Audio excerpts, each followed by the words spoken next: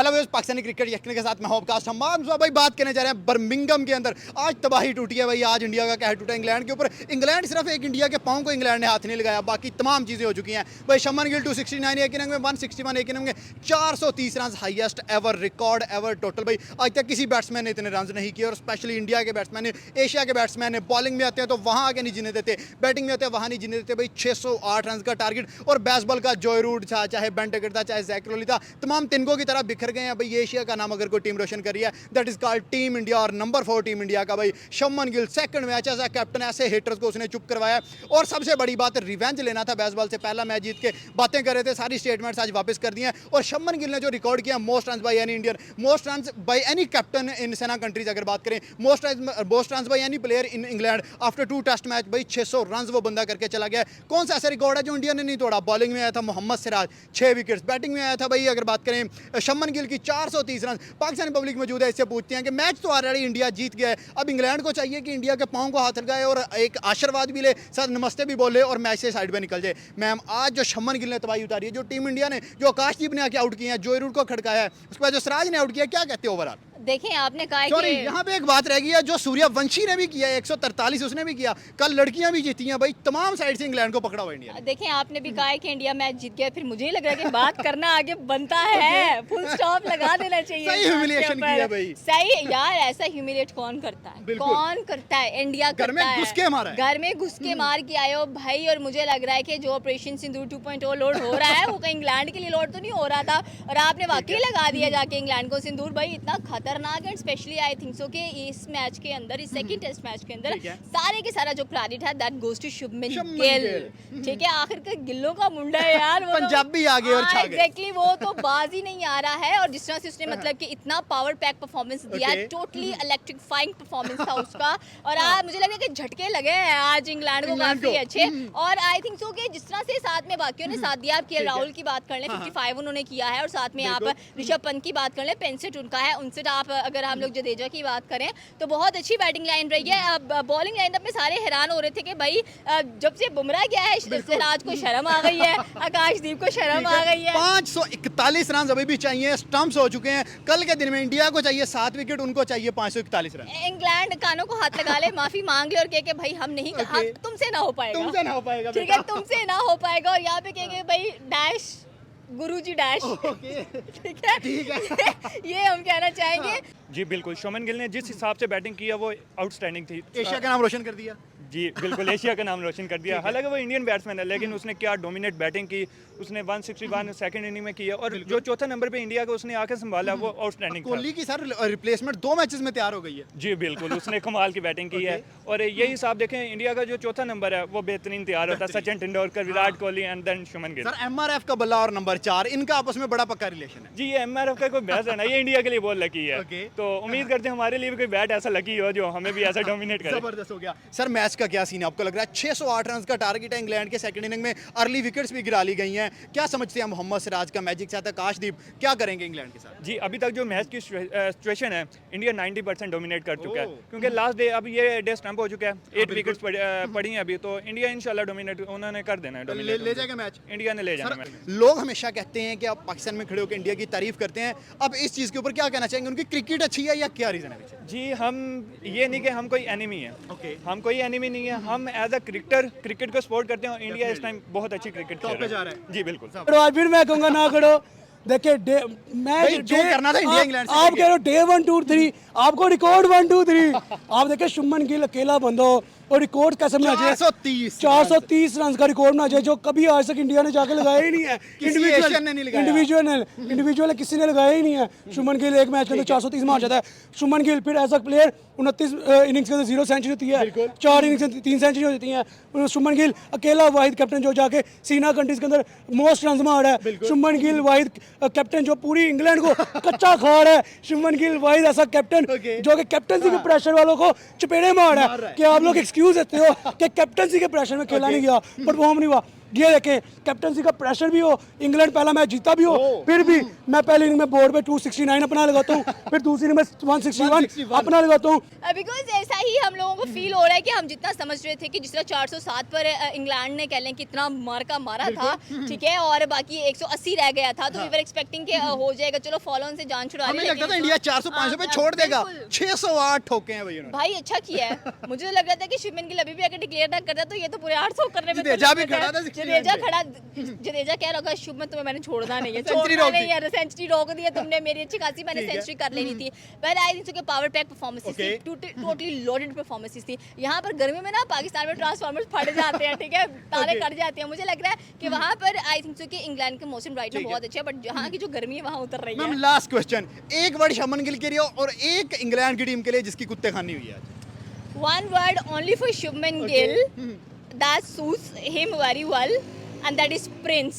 Prince of India.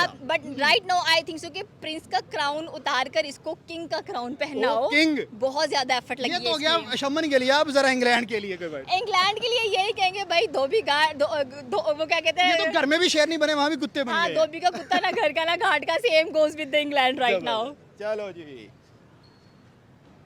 आज तक Birmingham के ग्राउंड में इंडिया मैच नहीं जीता। जब से हिस्ट्री क्रिकेट की स्टार्ट हुई है तो पहली दफा इंडिया हिस्ट्री क्रिएट करने जा रहा है। तो आज तक एशिया के किसी बैट्समैन ने 450 प्लस रन भी नहीं किए, तो शुभमन गिल ने रन किए हैं, तो इंडिया डोमिनेट कर जाएगा इस टेस्ट में। एक्सपेक्ट कर रहे थे कि शमन जैसा बच्चा जिसकी एज अभी 25 साल है, जिसको अभी इतना ज़्यादा एक्सपीरियंस नहीं है सेना कंट्रीज़ का, और एज अ कैप्टन पहली सीरीज़ है, डेब्यू सीरीज़ है, और इसमें ऐसी परफॉर्मेंसेस। आपने देखा होगा कि शुभमन गिल ने अपने आप को बहुत ज़्यादा मैच्योर लेवल पे लेके गया। जब उसे पता चला रोहित और विराट चले गए हैं, तो उसने उस लेवल पे लेके आया कि उसने कैसे बैटिंग किया, वो एक मैच्योर लेवल बैटिंग। ठीक हो गया सर। ये जो सेकंड मैच चल रहा है, इसके अंदर आप किसी एक प्लेयर को उठाएं और उसको क्रेडिट दें, तो वो बॉलिंग से मोहम्मद सिराज होगा, बैटिंग से शुभमन गिल होगा, या के राहुल होगा, कौन होगा? बैटिंग से एब्सोल्युटली शुभमन गिल होगा। शुभमन गिल की आउटस्टैंडिंग बैटिंग थी, उसके साथ साथ जो ऋषभ पंत ने नीचे आकर डोमिनेट करता है बैटिंग, वो आउटस्टैंडिंग तेज क्रिकेट खेलता है। तेज क्रिकेट खेलता है, और टेस्ट क्रिकेट जो बेसबॉल क्रिकेट से इंग्लैंड में मशहूर थी, वो उन्होंने उनके घर में जाके एक दफा खेल के दिखाई। सर हम ये कह सकते हैं पायनियर ऑफ क्रिकेट तो इंग्लैंड है, लेकिन इंग्लैंड को जो क्रिकेट सिखा रहे हैं वो इंडिया है। 2024 में टेस्ट सीरीज हुई थी, इंडिया 4-1 से जीता। चैंपियंस ट्रॉफी 2025 से पहले ओडीआई T20 सीरीज हुई थी, इंडिया वहां भी जीता। अब उनके होम ग्राउंड में जाके डोमिनेट कर रहा है। जी, इंडिया जो इस टाइम क्रिकेट खेल रहा है वो आउटस्टैंडिंग, इस टाइम जो क्रिकेट का लेवल जा रहा है वो इंडिया का जा रहा है। हर फॉर्मेट में डोमिनेट कर रहा है दूसरी टीम को। किसी भी टीम में देख लें, ऑस्ट्रेलिया में जाके देख लें, इंडिया डोमिनेट करता है। बिल्कुल। क्या रीजन है सर?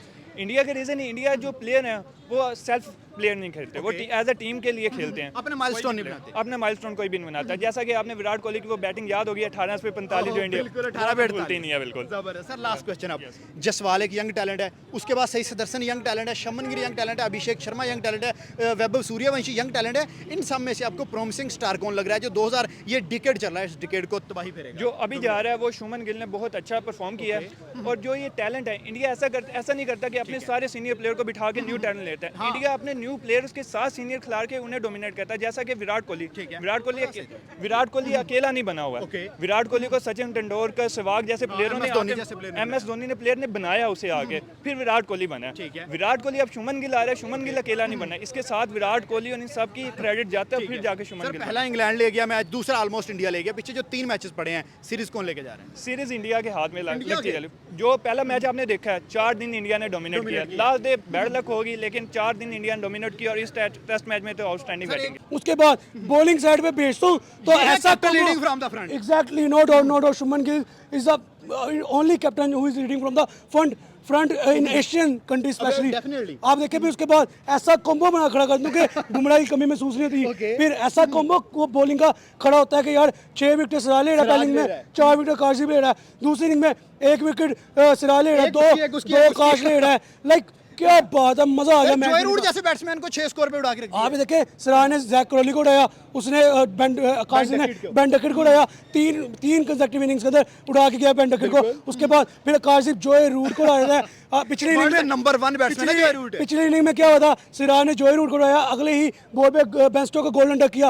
अब भाई मुझे नहीं समझ में आ रही। दूसरा मैच जब से स्टार्ट हुआ है तब से ऐसा रिवेंज चल रहा है इंडिया का, ऐसा रिवेंज चल रहा है कि आप बात छोड़ दो। 5वां दिन होना चाहिए या मैच आज ही दे दें इंग्लैंड? मुझे चाहिए कि इंग्लैंड 5वां मैच 5वां दिन कुछ नहीं होना आज ही चाहिए। गोल्डन हासिल करें इंग्लैंड आज ऐसे चरण छुए और कहे कि भाई आप लोग इंग्लैंड से निकल जाओ।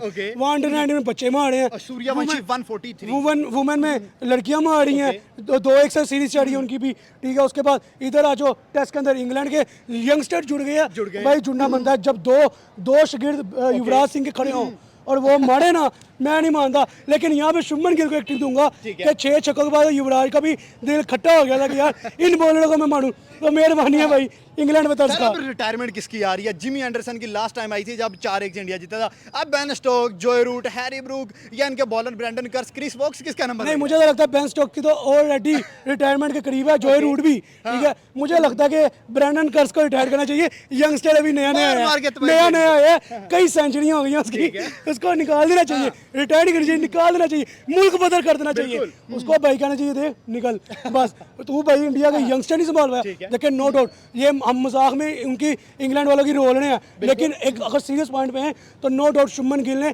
अकेले बंदे ने बता दिया है कि यार ये 2 आदमी वाला ओड़ा भी छोड़ो, ये रोहित शर्मा की लेगेसी भी छोड़ो, विराट कोहली की अग्रेशन भी छोड़ो, शुभमन गिल ओड़ा चलाओ और पता लगे कि चला है पूरी दुनिया मैच में विराट कोहली को बुला के रख दिया उसने। Exactly, no doubt. हम कहते थे कि यार शुभमन गिल यंगस्टर है, अब इसको थोड़ा 2-3 साल लगेंगे विराट कोहली बनने में। उसने पहला मैच चढ़ा, दूसरे मैच में बता दिया कि मैं हुई विराट कोहली। विराट से भी बड़े रिकॉर्ड्स कर गया। नो डाउट विराट के रिकॉर्ड्स को खतरा हो गया अब कि भाई मोस्ट रन मेरे ना टूट जाए, ठीक है, तीनों फॉर्मेट में ये नंबर 1 पे ना आ जाए। तो नो डाउट ये लड़का डिजर्व करता है, कैप्टनसी भी डिजर्व करता था और लीडरशिप भी डिजर्व करता था, और मैच को यूनिटी के साथ टीम को वन साइडेड मैच बनाना शुभमन गिल को ही आता है। शुभमन गिल को आता है। सर इस मैच का क्रेडिट तो डेफिनेटली अगर किसी और को देंगे तो ज्यादती होगी, शुभमन पे ही जाता है। लेकिन यहाँ पे क्या लग रहा है, डे 5 में कितने ओवर्स लगेंगे इंग्लैंड के अल्टीमेट? मुझे लग रहा है कि पहले 20 ओवर में इंग्लैंड पूरी आउट पहला सेशन आप देखिए, पहला सेशन खत्म, तो एक स्पेल लगना है उसके अंदर मैच को खत्म कर देना है, क्योंकि 3 विकेट ऑलरेडी डाउन है, ठीक है। पीछे 7 रहेगी, 7 में से भी एक बेन स्टोक्स है, एक हैरी ब्रूक्स है, ठीक है। उसके बाद यहाँ ओली पोप खड़ा हुआ है, ये 3 बंदे हैं। उसके बाद क्रिस वोक्स कितना कमाल लेगा, 600 चेस करना, जोए रूट जैसे नहीं चले, डकट जैसे नहीं चले, बच्चे गए। क्रिस वोक्स, ब्रैंडन कार्स कितना कमाल लेंगे, 600 स्कोर टारगेट चेस करना है। मेरे ख्याल में मैक्सिमम जो होगा ना 150 पौने 200 पे ऑल टीम आउट। बदले निकल गए? नहीं, अभी नहीं। एज अ पाकिस्तानी मैं ही कहूँगा इंडिया की टीम का भी रिवेंज पूरा नहीं हुआ। अगर रोहित ने पहला मैच हारने के बाद 1/4 की स्टिक बनाई थी तो शुभमन का भी काम बनता है। पहला मैच हारने के बाद इंग्लैंड का चाहिए, मैं कह रहा हूँ चाहिए, ठीक है। ये भी था कि बर्मिंघम में आज से पहले इंडिया कभी मैच नहीं था इंग्लैंड से, लेकिन वो रिकॉर्ड टूटा ना, तो रिकॉर्ड तोड़ना मेरे ख्याल में एशियन खिते के अंदर टीम इंडिया को ही आता है।